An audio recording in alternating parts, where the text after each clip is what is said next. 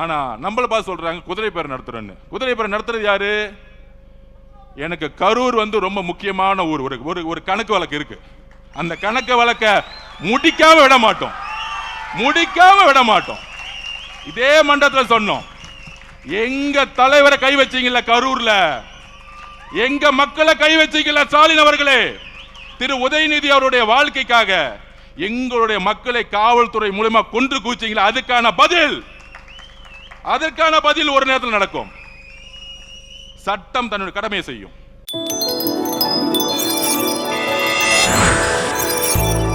தெய்வத்தால் ஆகாதே நீனும் முயற்சிதன் மெய்வர்த்த கூலி தரும். தமிழக வெற்றி கழகத்தின் எங்களுடைய பொதுச் செயலாளர் மதிப்பிற்குரிய அண்ணன் மாண்புமிகு அமைச்சர் அண்ணன் ஆனந்தன் அவர்களே,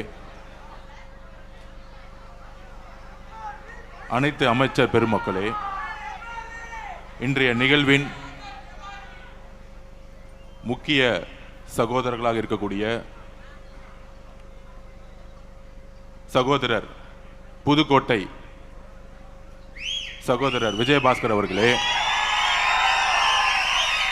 சகோதரர் கரூர் மாவட்டத்தின் எங்களுடைய சகோதரர் எம்ஆர் விஜயபாஸ்கர் அவர்களே,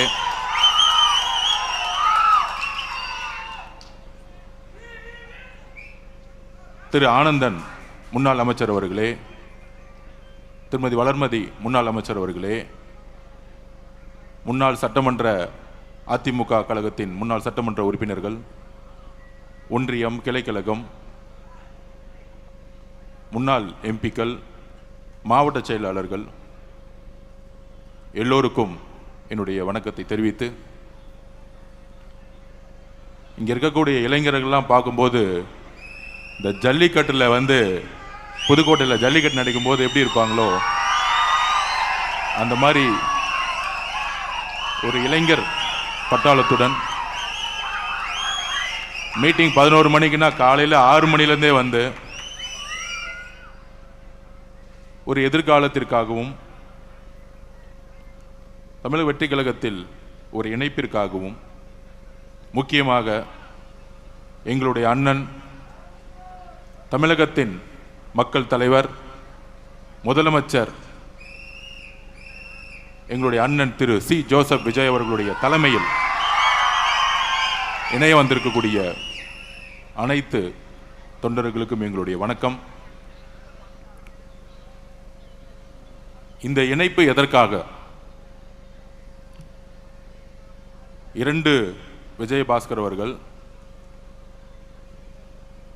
தமிழ்நாடு அரசியல் 2026க்கு முன்பு 2026க்கு பின்பு, முன்பு 1967 தேர்தலுக்கு முன்பு, தேர்தலுக்கு பின்பு, 1977 தேர்தலுக்கு பின்பு, தேர்தலுக்கு முன்பு, தேர்தலுக்கு பின்பு, அப்படியான அரசியல் சூழ்நிலை 50 வருடங்கள் கழித்து 2026 இப்போ சொன்னாங்களே இங்கே வந்திருக்கக்கூடிய விஜயபாஸ்கர் ஸ்கொயர்னு சொன்னாங்க. ஆனால் தமிழ்நாட்டில் தேர்தலுக்கு பின்பு விஜய்ங்கிற ஒரு முழக்கம் தமிழ்நாடு முழுவதும் மட்டுமல்ல உலகம் முழுவதும் ஒலித்திட்டு இருக்கு இன்னைக்கு வரைக்கும். அதனால எங்களுடைய தலைவருடைய பெயரில் உங்களுடைய பெயர் ஆரம்பிக்குது. உங்களுடைய எதிர்காலம் இங்கே பிரகாசமாக இருக்கும். அதற்கான உறுதி எங்களுடைய தலைவரிடம் இருக்கிறது, எங்களிடம் இருக்கிறது. இணைந்து பணி செய்வோம். இணைந்து என்ன மாதிரியான பணி செய்ய வேண்டும், என்ன மாதிரியான அரசியலை 2026க்கு அப்புறம் எங்களுடைய தலைவர், எங்களுடைய முதல்வர் உருவாக்கி இருக்கிறார்.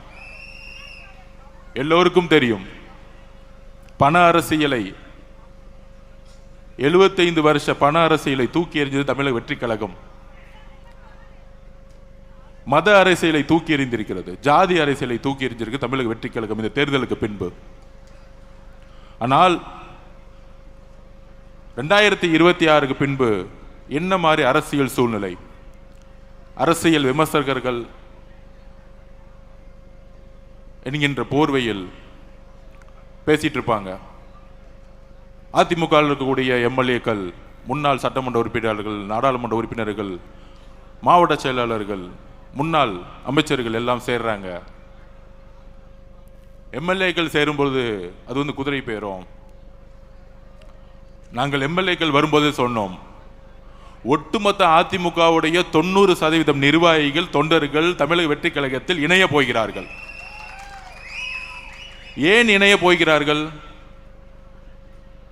அதற்கான மெசேஜும் 30 நாளுக்கு முன்னாடி சொன்னோம். 2026 தேர்தலுக்கு பின்பு தமிழக வெற்றி கழகம் 108 தொகுதியோடு நிற்கும் பொழுது, நேற்று கூட்டணி கட்சியோடைய மீட்டிங்லாம் நடந்துட்டு இருந்துச்சு. அப்ப அங்க வந்த அனைத்து தலைவர்களும், காங்கிரஸோட தலைவர்கள், நேற்று காலையில் வந்த கம்யூனிஸ்ட் தோழர்கள், மதிமுகவோட தலைவர், விசிகேவுடைய தலைவர், இந்திய கம்யூனிஸ்ட் ஐஎம்ஓட தலைவர்கள் சொன்ன ஒரு வார்த்தை,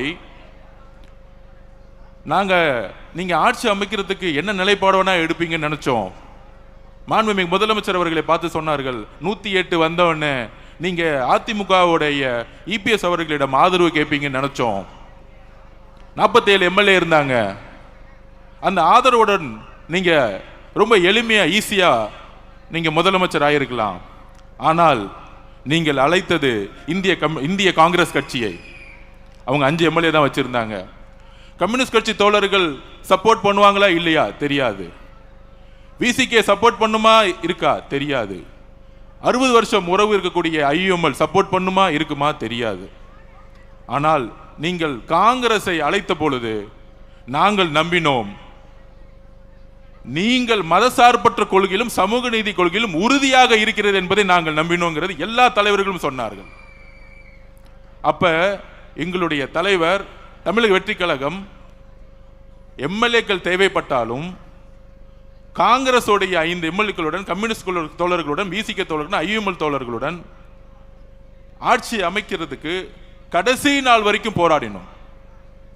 ஆனால் ஏன் அதிமுகவுடைய திரு இபிஎஸ் பழனிசாமி நாங்கள் ஆதரவு கேட்கவில்லை? It's a political strategy. என்ன பொலிட்டிக்கல் ஸ்ட்ராட்டஜி அது? தேர்தலுடைய ரிசல்ட் வந்துட்டு இருக்க நேரத்தில் ஒரு 7-8 மணிக்கெல்லாம் தகவல் வந்து 108 110 நிற்கிறோம். சரியாக நைட்டு 10 மணிலிருந்து திரு மு.க. ஸ்டாலின் அவர்களும் திரு உதயநிதி அவர்களும் அதிமுகவுடைய இபிஎஸ் பழனிசாமி அவர்களும் அவருடைய மகன் மிதுன் அவர்களும் பாஷ்யம் கன்ஸ்ட்ரக்ஷன் கம்பெனியுடைய ஓனர் அவர்களும்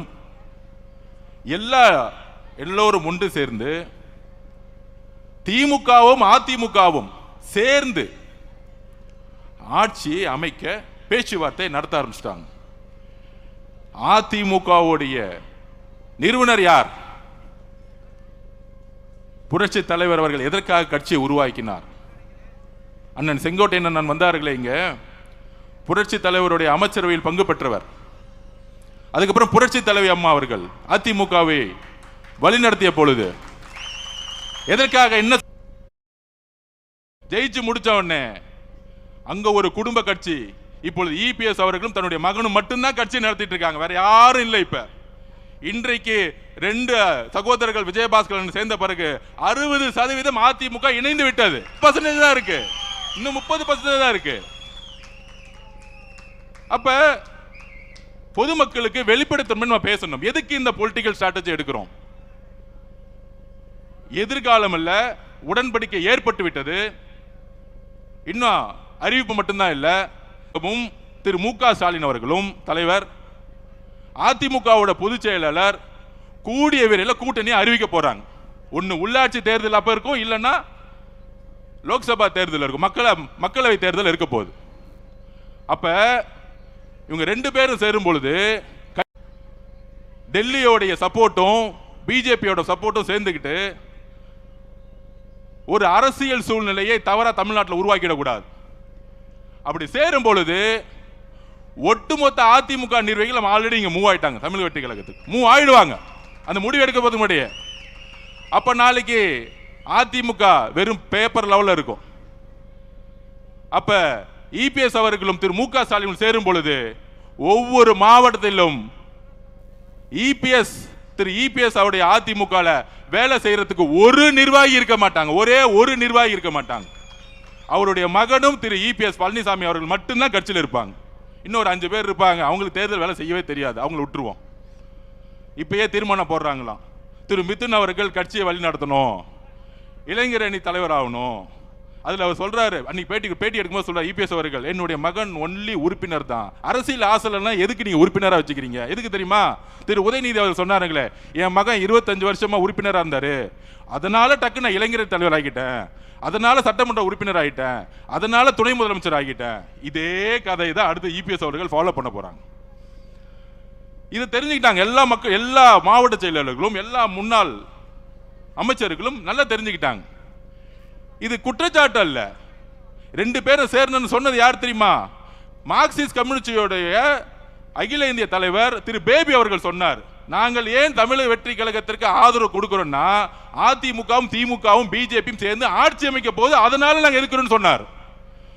திரு சண்முகம் அவர்கள் மார்க்சிஸ்ட் கம்யூனிஸ்டுடைய தலைவர் தமிழ்நாட்டில் அவர் சொன்னார், திமுகவும் அதிமுகவும் பிஜேபியும் சேர்ந்து ஒரு புடலங்கா கூட்டணி உருவாக்குவீங்க, அதுக்கு நாங்கள் சப்போர்ட் பண்ணுவோமா? இது சொன்னது யாரு? தமிழக வெற்றி கழகமா? இல்லை, 10 வருஷமா திமுக கூட்டணியில் இருந்த கம்யூனிஸ்ட் தோழர்கள். ஐயுஎம்எல் தலைவர் சொல்றாரு, என்ன கூப்பிட்டாங்க, அதிமுகவும் திமுகவும் சேர்ந்து ஆட்சி அமைக்கிறதுக்கு என் சப்போர்ட் கொடுக்க சொன்னாங்க. முதல்ல 2.5 வருஷம் அவங்க முதலமைச்சர் இபிஎஸ் அவர்கள் முதலமைச்சர், அடுத்து உதயநிதி முதலமைச்சர். என்ன ஒரு சூழ்ச்சி, எவ்வளவு பெரிய அநியாயம்! இதை எதிர்க்கிறதுக்கு ஒட்டுமொத்த அதிமுக தொண்டர்களும் குரல் கொடுத்தாங்க. ஒட்டுமொத்த அதிமுக 47 எம்எல்ஏ, 20 எம்எல்ஏ, 25 எம்எல்ஏ அப்பயே குரல் கொடுத்தாங்க, திமுக சேரக்கூடாது. சொன்னது கம்யூனிஸ்ட் மட்டும் கிடையாது, சொன்னது ஐஎம்எல் மட்டும் கிடையாது, உண்மையான மக்கள் தலைவருடைய விசுவாசிகளா இருக்கக்கூடிய அண்ணன் விஜயபாஸ்கர் அவர்களும், கரூர் விஜயபாஸ்கர் அவர்களும், அண்ணன் சிவி சண்முகம் அண்ணன் அவர்களும் எல்லோரும் இணைந்து திமுகவுடன் சேரக்கூடாதுன்னு சொன்னாங்க. ஆனால் அவங்களை பதவி விட்டு நீக்கிறதுக்கு எப்படி அண்ணன் செங்கோட்டை அண்ணன் பதவிக்கு நீக்கணும்னு நினைச்சாரோ, கடைசியில் அவங்க 2 பேரும் அப்பாவும் மகனும் மட்டும்தான் இருக்க போறாங்க. இங்க ஒரு அப்பா மகன், அங்க ஒரு அப்பா மகன், 2 பேர் 4 பேர் முடிச்சிடலாம். தலைவர் சொன்ன மாதிரி சட்டமன்றத்தில் 4 பேர் முடிஞ்சிருவாங்க. அப்ப இயற்கையாகவே குரல் கொடுத்தது, உள்ள இருந்துட்டு அதிமுக குரல் கொடுத்தது ஒரு 20-25 எம்எல்ஏ. அக்கா வந்திருக்காங்களே மதுராந்தகத்தோட எம்எல்ஏ, ஒரு 4 பேர் ரிசைட் பண்ணாங்க, எல்லாரும் சேர்ந்து குரல் கொடுத்தாங்க. அந்த குரல் கொடுத்ததுடைய வெளிப்பாடு அப்பையும் அதிமுக பொதுச்சாளருடைய காதுல உழுவல. அதனாலதான் ரிசைன் பண்ணி தமிழக வெற்றி கழகத்தில் சேர்ந்தாங்க தைரியமா. 10 நாள் அவர் எம்எல்ஏ ரிசைன் பண்ணா அதுக்கு ஒரு தைரியம் வேணும். அந்த தைரியம் எங்கிருந்து வந்துச்சுன்னா, புரட்சி தலைவி அம்மா கிட்ட நான் வளர்ந்தேன், எனக்கு பேர் வச்சதே புரட்சி தலைவர் தான், அம்மா புரட்சி தலைவர் தான் எனக்கு பேர் வச்சாங்க. மதுராங்கத்தோட எம்எல்ஏ நம்ம சகோதரி சொன்னாங்களே, புரட்சி தலைவர் தான் எனக்கு பேர் வச்சாங்க. எப்படி நான் திமுகவோட சேரும் போது நான் எப்படி அந்த கட்சியில் இருப்பேன்? தைரியமா கையை ரிசைன் பண்ணிட்டு வந்தாங்க. ஆனா நம்மள பார்த்து சொல்றாங்க குதிரை பேர் நடத்துறேன்னு. குதிரை பேர் நடத்துறது யாரு? எனக்கு கரூர் ரொம்ப முக்கியமான ஊர்.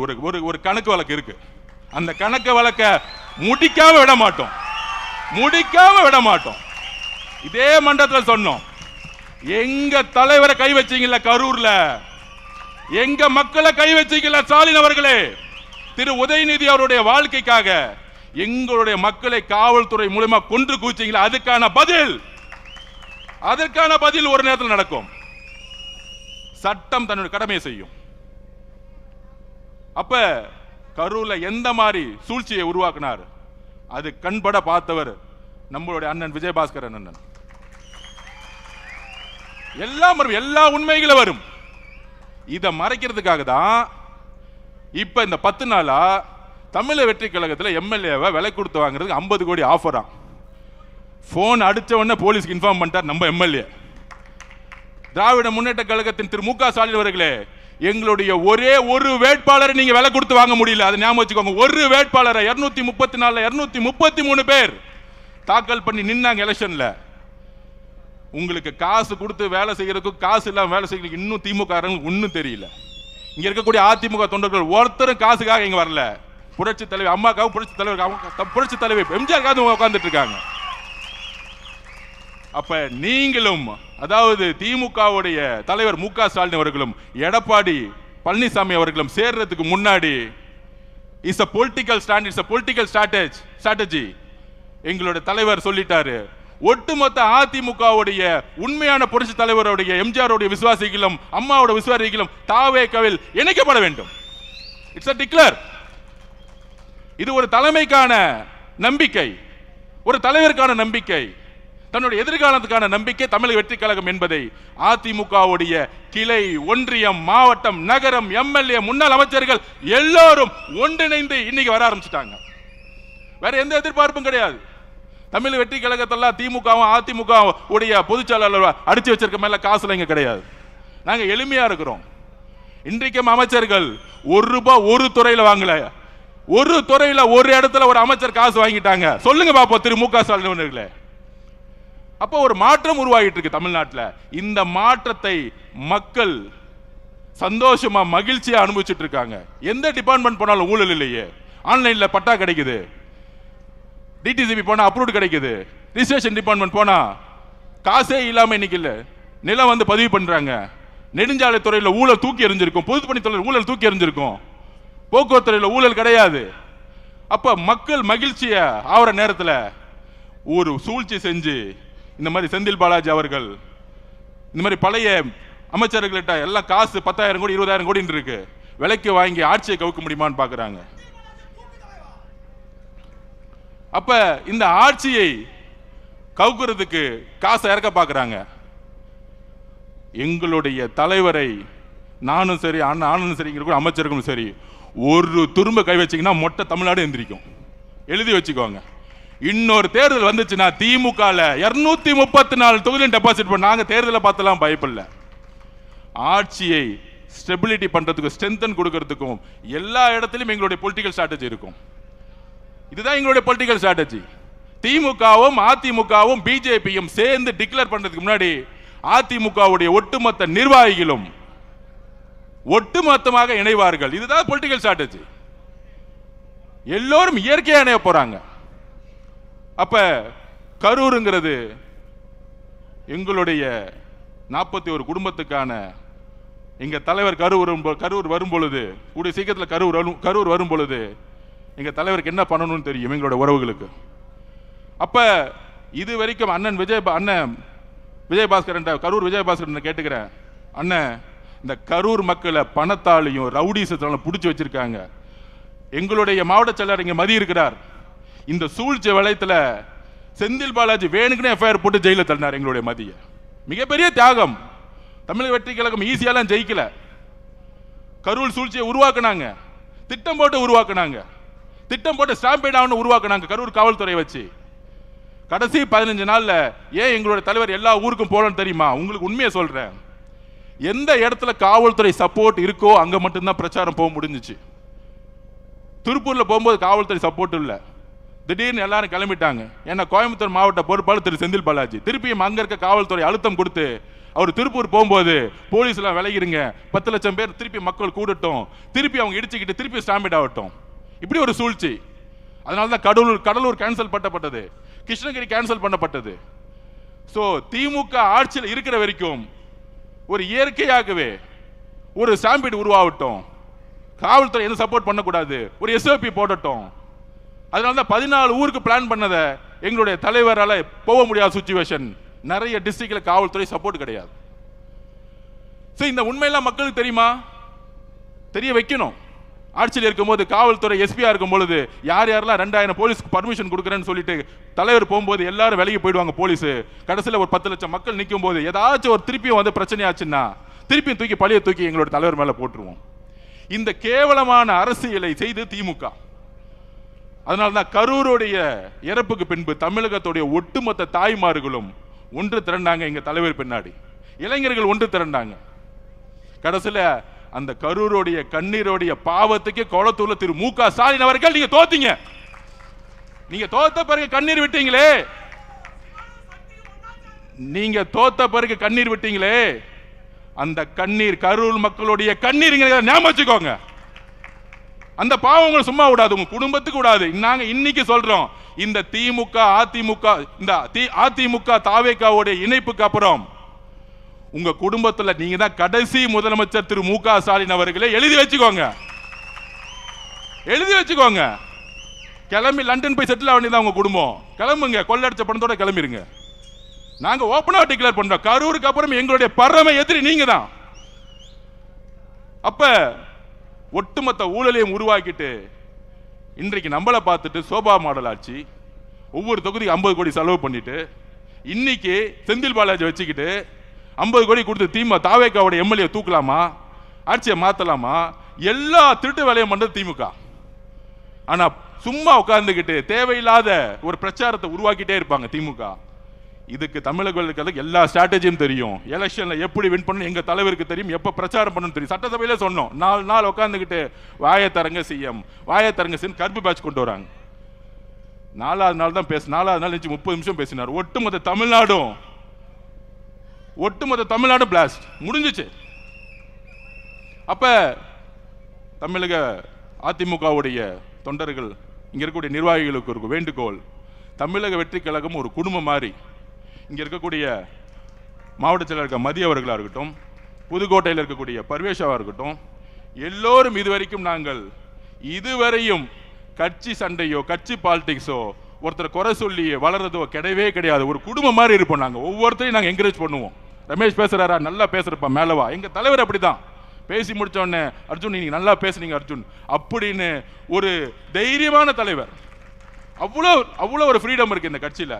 இங்க இருக்கக்கூடியவர்கள் எல்லோரும் அந்தந்த மாவட்டத்தில் இருக்கக்கூடிய நிர்வாகிகளோட ஒன்றிணையணும். இங்க சென்னையில மட்டும் ஒன்றிணையக்கூடாது, மாவட்ட லெவல்ல ஒன்றியம், கிளை கழகம் எல்லாத்திலையும் ஒன்றிணையணும். அதுக்கான பக்குவம் தமிழக வெற்றி கழகத்திற்கு உங்களுக்கும் இருக்கும். நமக்கான ஒரு குறிக்கோள், கனவு இருக்கு. ஆட்சிக்கு வந்துட்டோம், என்ன குறிக்கோள்? இதுதான் குறிக்கோள். திராவிட முன்னேற்ற கழகம் மொத்தமா கொள்ளடிச்சு இது வரைக்கும் மக்களுக்கு தண்ணி கொடுக்கல. குழாயில தண்ணி கிடையாது, சரியா கரண்ட் கிடையாது, சரியா ரோடு கிடையாது. அப்ப இந்த எளிமையான பணிகளை செய்யறதுக்கு நாங்க முயற்சி செஞ்சுட்டு இருக்கோம். இது எல்லாம் ஒரு ஊழலா மாத்தி கடைசி ஒரு 40 கோடி கொடுத்து மக்கள் அவங்களை ஜெயிக்க வைக்க முடியல, தூக்கி எறிஞ்சிட்டாங்க. அப்ப தமிழக வெற்றி கழகம் ஏன் பண அரசியல் விரும்ப மாட்டேங்குது? தமிழரோட நோக்கம் என்ன? திமுக ஆல்ரெடி 40 கோடி 30 கோடி கொடுத்து தோத்துட்டாங்க. அப்ப இங்க இருக்கக்கூடிய அமைச்சர்கள் எல்லோரும் முதலமைச்சருடைய வழியில் பணம் வச்சுட்டு என்ன பண்ண போறோம்?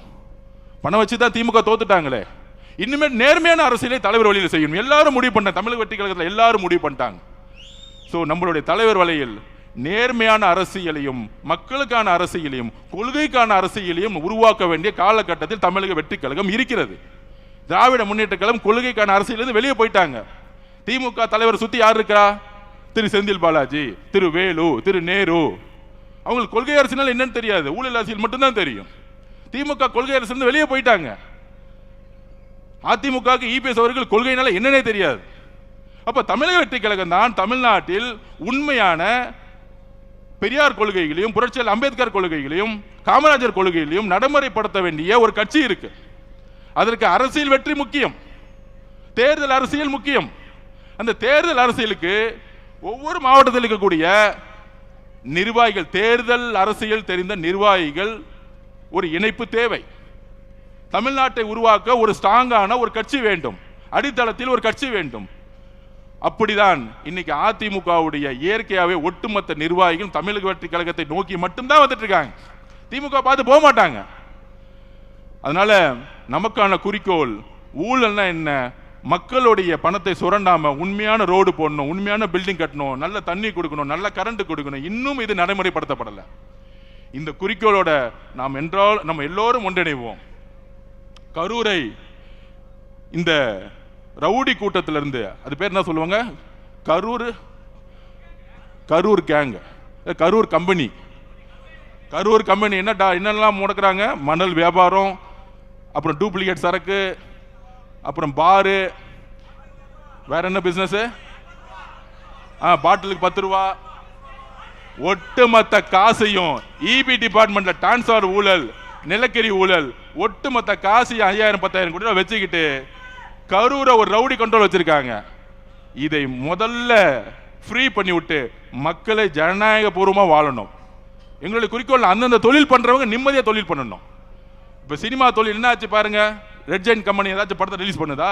பண்ண முடியாது. இந்த 5 வருஷத்துல பண்ண சொல்லுங்க பார்ப்போம். ஏன்னா கருப்பு பணம் கிடையாது. 2000 3000 தேட்டர் கண்ட்ரோல் பண்ண முடியாது. அந்தந்த தொழில் செய்யறவங்க நிம்மதியா தொழில் செய்யணும். எந்த அமைச்சர்களும் போயிட்டு அவங்க கிட்ட காசு கொடுங்க, கமிஷன் கொடுங்க, உங்களை மிரட்டுவோம். அப்படி திமுக இருந்துச்சு, தமிழக வெற்றி கழகத்தில் இப்ப இருக்கா? இபி டிபார்ட்மெண்ட்ல இருக்கா? ஒரு ஊழல் கிடையாது. பொதுப்பணித்துறை, நெடுஞ்சாலைத்துறை, அந்தந்த தொழில் நிறுவனங்கள் அவங்க தொழில் அமைதியா செய்யணும், நேர்மையா செய்யணும். அப்ப எங்களோட தலைவர் எல்லாரையும் தொழில் செய்யறதுக்கும் அவங்களுடைய தொழிலை நேர்மையா செய்யறதுக்கு எந்த விதமான அரசியல் தலையீடு இல்லாமல் ஒரு அரசியலை உருவாக்கி இருக்கார். இது எவ்வளவு பெரிய மாற்றம்! இந்த மாற்றம் திராவிட முன்னேற்ற கழகத்தால் கொடுக்க முடியல. ஆனா தமிழக வெற்றி கழகத்தோட தலைவர் ஒரு ஊழல் இல்லாத ஆட்சியை நடைமுறைப்படுத்தி சாத்தியப்படுத்தி இருக்கிறார். சட்டமன்ற நிகழ்வை லைவ் பண்ணதே கிடையாது 50 வருஷத்துல. தைரியமான தலைவர் தான் லைவ் போடுவார். தைரியமான தலைவர் தான் லைவ் போடுவார். திராவிட முன்னேற்ற கழகம் ஆட்சியில் இருக்கும்போது லைவ் போட்டாங்களா? திரு மு.க. ஸ்டாலின் ஜனநாயகத்தை பத்தி பேசுவார லைவ் போட்டாங்களா? பத்திரிகையாளர் பார்த்து கேட்கிறேன், லைவ் பண்ணாங்களா? ஏன்? எங்களுடைய தலைவர் அவர்களுக்கு முதலில் அவர் மீது நம்பிக்கை இருக்கு. அவர் மீது நம்பிக்கை வைக்கிறதா வெளிப்படை